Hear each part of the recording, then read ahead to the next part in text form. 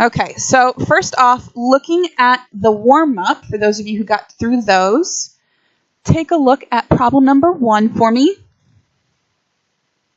Let's keep doing massive zooming ins. Zoom, zoom, zoom, and a zoom, zoom. Okay. Look really close there.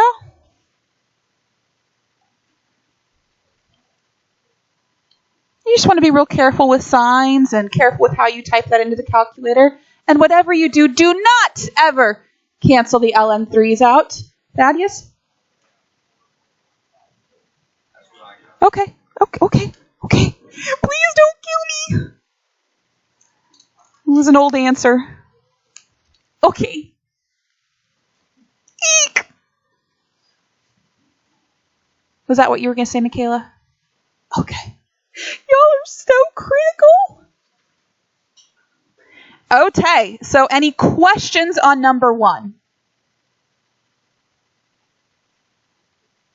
Okay, here we go. Let's look at number 2. Number 2, this is what we were talking about, and a lot of you guys saw this on the homework. Technically, it's called U substitution, which is a very big calculus thing. You can do this without taking that little step. I just think it's easier to say, instead of thinking about ln x, think about it as just some number, u. I'm sorry? Just don't pick x. As long as because x is already there, you can use whatever you want. Yes? That's fine. So I have both answers. Okay?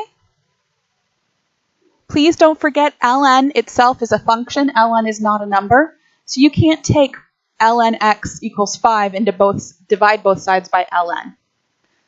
It's like trying to divide by a sine or dividing by a square. You can't do that. Yes, ma'am. No! There you go. Hey, look, I'm madly capable. I can put both of them on the screen at the same time. I know, mad skills. Yes, ma'am.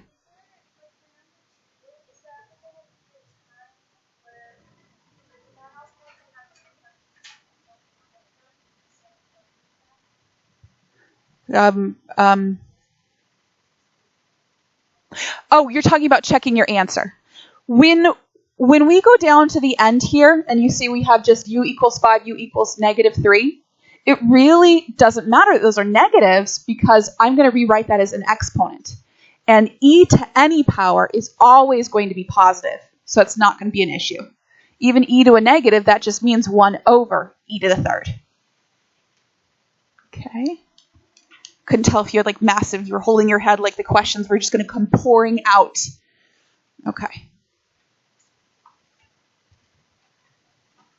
Cassidy, did you get your... Yep.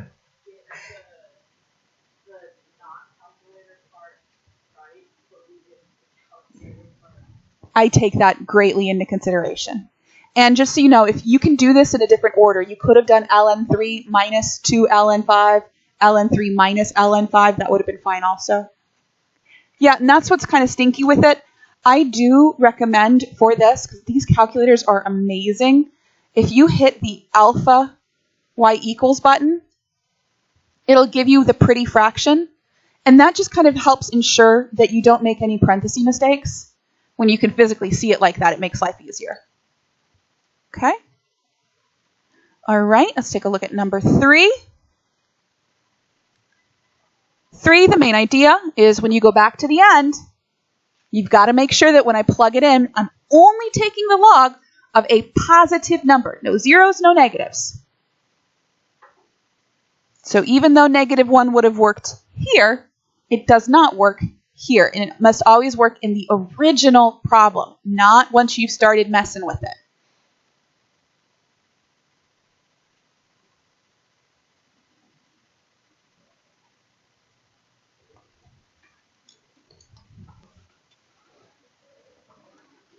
Okay, so let's talk about the classwork. Did anybody write down a problem that they'd like to see done from the classwork? Theo? Number 18? Ah, good problem. So, let's go back up here. 18 said 4 log base 2 of x divided by log base 2 of 16 equals 4. Well, what I want you guys to see here is there's only one spot where I have a variable. I have a variable right here. Now, you can, if you wanted to, right away combine your logs and kind of do it that way. I think it's a lot easier to just look at this and say, what is this equal to? Can I write 16 as 2 to a power? That's 2 to the 4th. And so I really have here log base 2 of x divided by, what is that going to give me? 4. And now what's going to happen?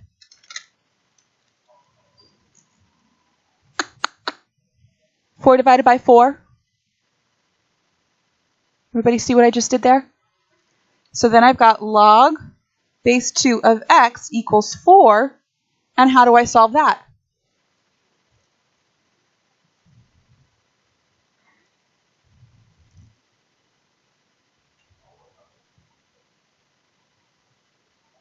Okay, you could have also done this as log base 2 of x to the 4th divided by log base 2 of 16.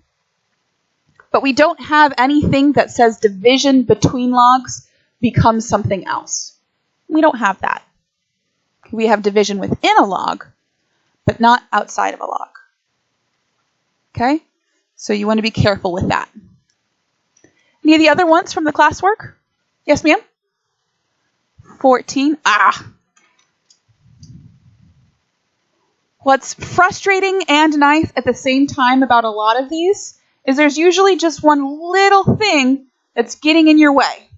0.0, let's see here, what is that, 0.45? And for this one, the little thing that caused a lot of folks trouble is that 5. How can I get rid of that 5? Just divide by 5. And so then I'm going to have 400 is e to the 0.045x. And from there, what do we do? Attach an ln. Take the ln, the natural log of both sides.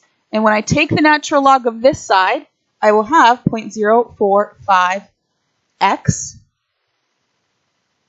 And then what do we do? Divide. So x is ln of 400 divided by 0.045. Okay? Does that answer that, Cassidy? Okay, I couldn't tell. All right. One more from the classwork. All right, what about the homework? And again, I'm not talking about 40, 42, or 44. Oh, okay. Okay. Nathan, go for it. Nathan's arm's going to pop off. 18 is a good question. No, it's a good question because I know there's a lot of you that have questions on this. Okay? So 18 gives me 3 to the 2x plus 3 to the x minus 2 equals 0. Well, first off, you cannot just hit every single piece with an ln. Okay, you can't do that. But what we can do is think about this as 3 to the x squared plus 3 to the x minus 2 equals 0. Does everybody see what I just did there? Just kind of said 3 to the 2x is the same thing as 3 to the x squared. That's just kind of pulling my steps back. And what made me think about that was the fact that I saw a 3 and an x, a 3 and an x here. And that means that I want to use here my u substitution. I'm going to let u equal 3 to the x. Because now I have matching pieces. So now I have u squared plus u minus 2 equals 0. How do I solve that? David. Factor. So say no to the food in your pocket. That's what I'm trying to get you to do. So this factors to u what? Plus 2, u minus 1. So that means u is equal to negative 2. U is equal to 1. And then when I rewrite this, that means 3x is negative 2. 3 to the x equals 1. This one I love. What power do I need to get a 1? 0. Okay, this one's a little bit funkier. And you can either rewrite it as a log, or you can hit both sides with an ln.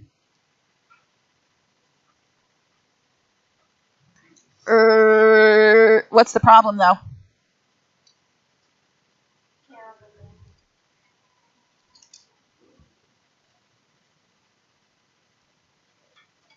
Okay. Yes, ma'am. Breathe. 0. Michaela, before he jumps again, steals your thunder. 16. She said so politely. 16, please. 16 said ln quantity x plus 1 minus ln x. Is that, yeah, there we go, is equal to 2. Well, for this one,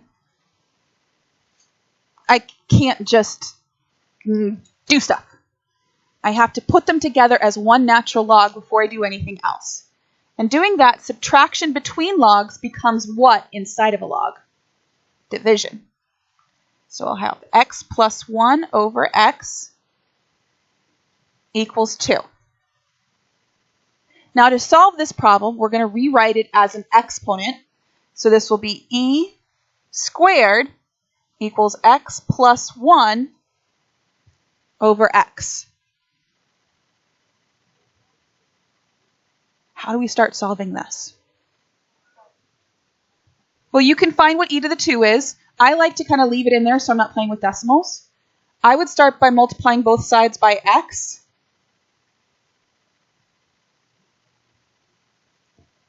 And then, like we've done in many of these problems, it's just frustrating. Get your x's to one side.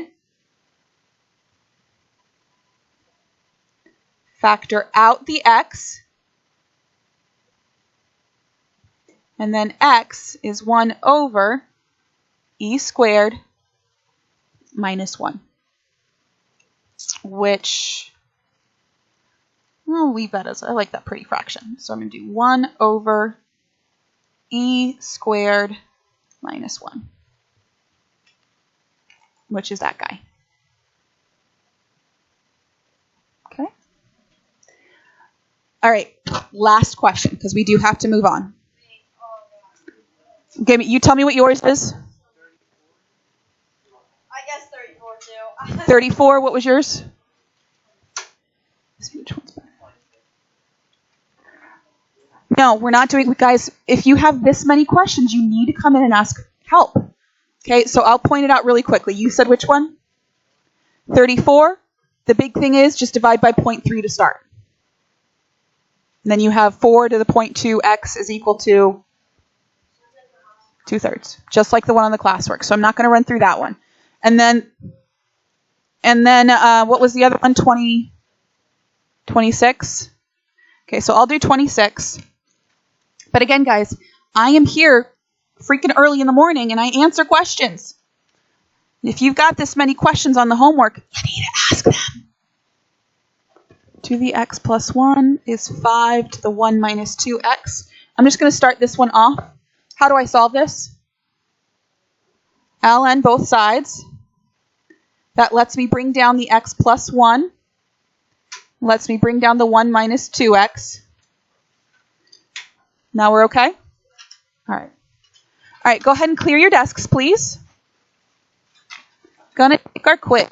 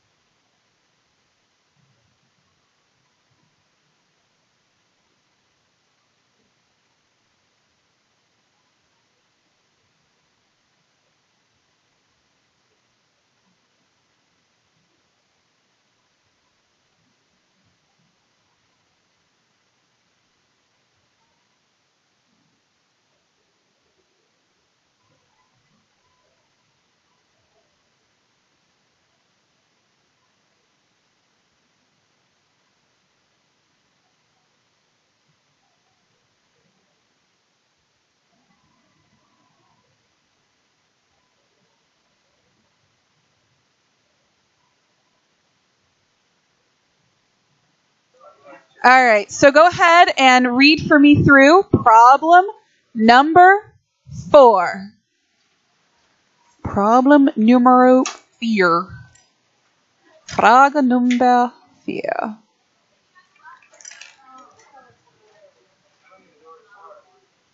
I know, that's why I wanted you to you can start by reading it. So when we're looking at that, we have a couple of numbers here. The first number I see is at 197. What is that 197? Yeah, it's just the element number. We're not going to use that. The isotope, is that what it is? I don't know. I'm pretending I know these things. So that 197 is actually not something that we are going to use. If we look at this, it says the half-life is 3 days. What does that mean? It means kind of, sort of, yeah? Good. That's what we're looking at. It means after 3 days, you have half of what you started with. 3 more days, half of what you had. 3 more days, half of what you had. So we want to write and use an exponential decay function to find the amount left from a 50-gram sample after 20 days. So what I have here is I have 50, which is my initial amount. And then I have all of these random times. I have 3 days, I have 20 days, I have confusion. So what I can do is I can go back up to this guy up here. And we can say half-life. If I start with 50, that means I will have half of that, or 25 left. E, I don't know the rate, but I know the time is 3 days. Do you see what I've done there? This is what I start with. I will have half of that left after 3 days, and I can use this equation to solve for R. What would you do first? Divide by the 50 first. And I want you to see something. I want you to think carefully with what we're looking at here. Do you see what I have? 1/2 equals e to the 3r. Whenever you're doing a half-life problem, you can skip directly to the state where you have 1/2 equals e to the however much time it takes r. Now what do I need to do? Now we're going to ln the sucker. And so it means I'm going to have ln of 1/2 is equal to what? 3r. So how am I going to find r? Divide by 3. So I'm going to take ln of 1/2 or 0.5 divided by 3. It's going to give me my rate. So let's see what that is. ln of 0.5, close parenthesis, divided by 3. Do not clear this out. You can round to write something down, but you are not going to leave it out of your calculator.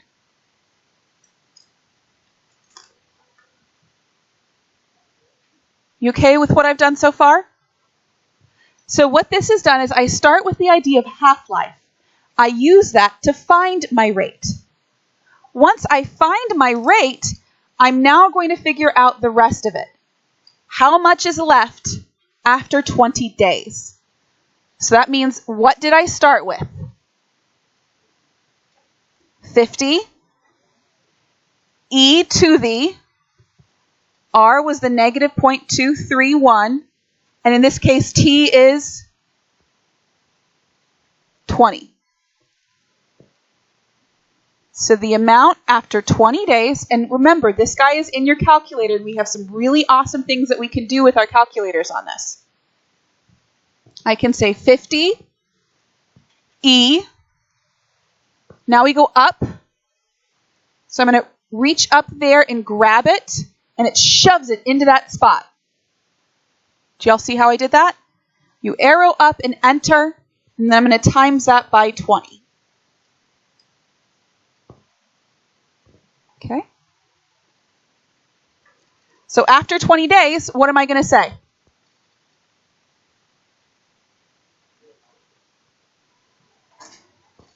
0.492 grams. And although that might seem very, very small, you want to think about it that after we start with 50, after 3 days, we're cut in half. So that's 3. That's 6. That's 9. That's 12. 15.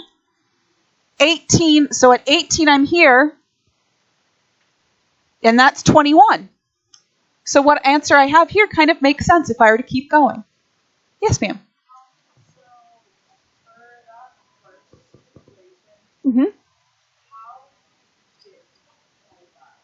Because it's a half life. So that means in 3 days, I will have half of what I started with. Cut it in half. And what you can even do, because a half-life will always work out with that ratio, you can skip straight to this if you'd like. Okay? All right, let's try another half-life problem.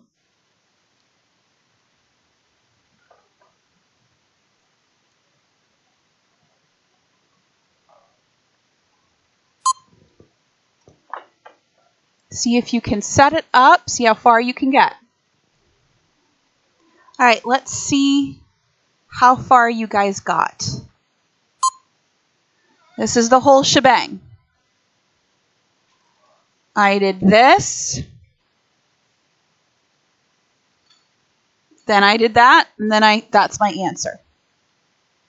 Did you get your rate to be negative 0.139?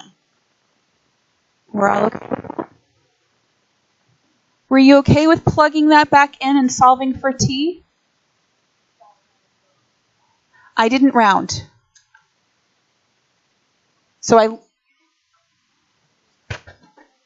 Okay, and so that's why you want to be careful with logs and exponents.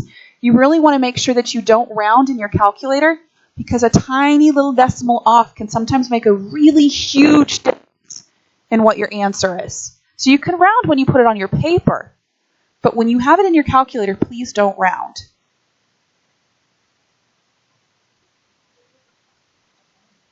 And did you get t to be 11.6? Where did I come up with 1136? Yeah.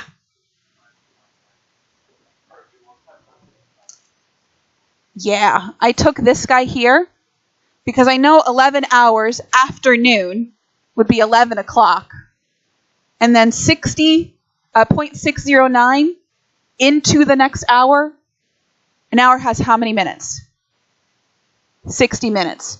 So I took that guy there and I times it by 60 to figure out at what time it occurs. Bless you.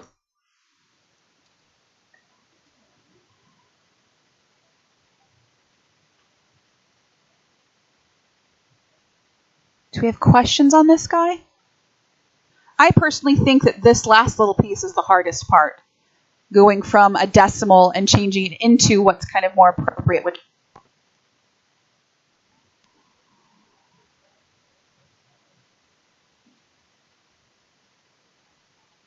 Stupid questions are the ones you don't ask. Nobody? We're good? Okay. We just have a couple more we're going to try for. We'll see what happens.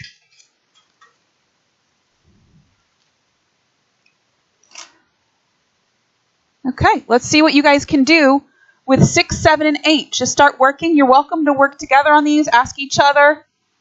Check your work against each other. Just do it.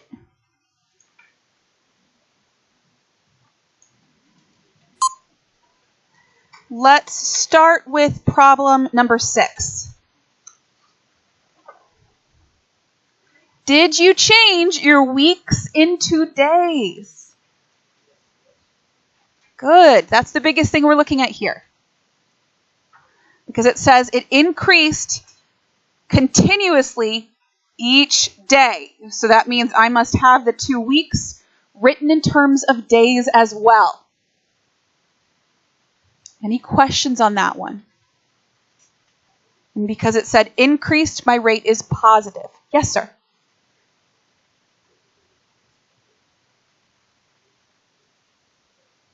I can't hear you. Yeah, we're just going to naturally round to 3 decimals, unless it's like people or dollars. Okay? All right, if we look at the next one. Now, this is technically what my answer was. I don't care if you said 14,190. We're just saying if the current population is, if you can predict the population in 8 years down to the nearest individual, that's freaking crazy. So we're just saying that little double squiggly line means about. Okay. You do have, well, hopefully if you're psychic and you can tell me exactly what it's going to be, you're freaking awesome. Please tell me what tomorrow's winning lottery numbers are going to be. Can you do that for me? I'd like to win. I really would. Any other questions on number 7? 6 and 7, I think were pretty straightforward because all you had to do was plug stuff in. Yeah? You okay on that? Making sure that growth is a positive rate, decay is a negative rate. Now, number 8 took a little bit more work because we didn't know what the rate was. So the things that I had the initial amount, I had the time, and I had what it was at the end of that time. So I put that into my equation, and I used that to solve for my rate.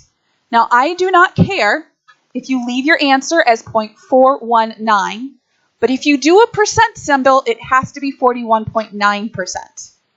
Okay, so either of those are perfectly fine. Just don't do 0.419%. That's wrong. Yes, sir.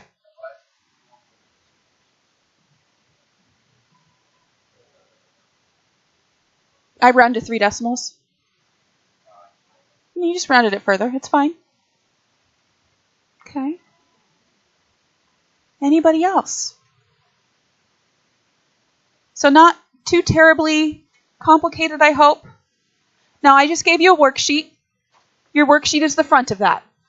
And the front of that is the one where you have the 3 holes on the left. Also the one that says, let's see here, exponential growth and decay. And it looks like a long homework assignment because they're word problems. But there's only 12 of them. Okay? No, this is your homework for the front side is your homework for this one. The back side will be your homework for the next day. Okay? Any questions? Y'all are amazeballs.